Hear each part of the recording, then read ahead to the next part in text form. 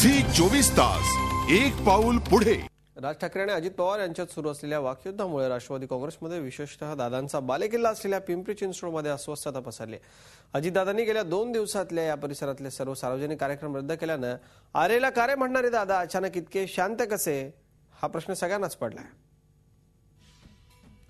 कोल्हापूर, सोलापूर असो किंवा जालना या तीनही शहरांमध्ये झालेल्या जाहीर सभांमध्ये राज ठाकरेंनी उपमुख्यमंत्री अजित पवार यांच्यावर घणाघाती टीका केली। यामुळे अवघ्या महाराष्ट्रात राष्ट्रवादी विरुद्ध मनसे असा सामना सुरू झाला। अजित पवारांनीही राज ठाकरेंवर प्रतिहल्ला चढवत या सामन्यात रंगत आणली। पण नगरमधील राज ठाकरेंच्या ताफ्यावरील हल्ला आणि जालन्यातील सभेनंतर दादा अचानक शांत झाले। ज्या दिवशी जालन्यात सभा होती त्याच दिवशी अजित पवार यांचे पिंपरी चिंचवडमध्ये अनेक कार्यक्रम होते।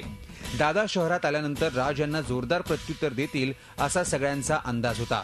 पण दादांनी कार्यक्रमाला दांडी मारल्यानं कार्यकर्त्यांची निराशा झाली।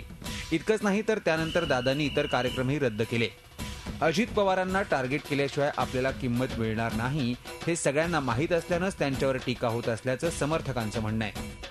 अजितदादा हे अगदी त्या उपमुख्यमंत्री आहेत, त्यामुळे सगळ्यांना टीका करण्याची सवय लागलेली आणि एवढं खंबीर नेतृत्व असते त्यामुळे त्यांना त्याबद्दल काही वाटत नाहीये आणि त्यामुळे कार्यकर्त्यांना नाराज आम्ही काही त्याच्यावर नाहीये। आम्हाला माहिती आहे की दादा हे चांगलं खंबीर नेतृत्व आहे।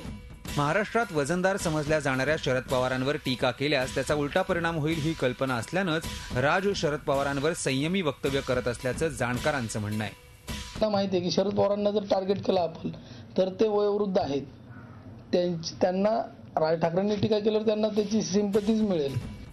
जाणकारांचं मत काहीही असलं तरी कार्यकर्ते मात्र सध्या प्रचंड अस्वस्थ आहेत। महाराष्ट्र नवनिर्माण सेनेच्या आक्रमकतेला संयमानं उत्तर देण्याचा निर्णय राष्ट्रवादी काँग्रेसनं घेतलाय।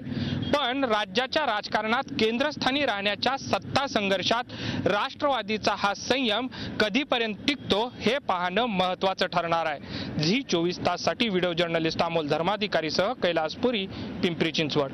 झी 24 तास एक पाऊल पुढे।